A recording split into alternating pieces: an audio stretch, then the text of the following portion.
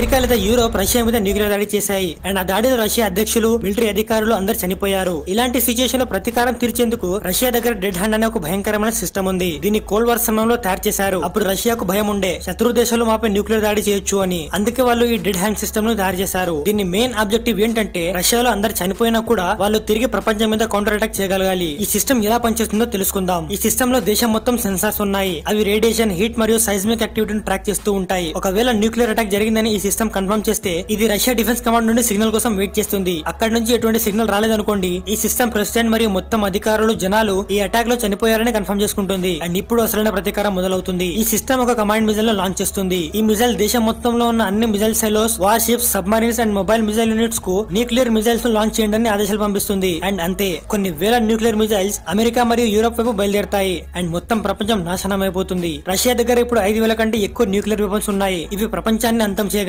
ఈ సిస్టమ్ వల్ల శత్రు దేశాలు ఎంత భయం ఉందంటే ఏ దేశం కూడా రష్యా మీద సర్ప్రైజ్ న్యూక్లియర్ అటాక్ చేసే సాహసం చేయదు. ఒకవేళ సాహసం చేసినా ఇంకా గేమ్ ఓవర్.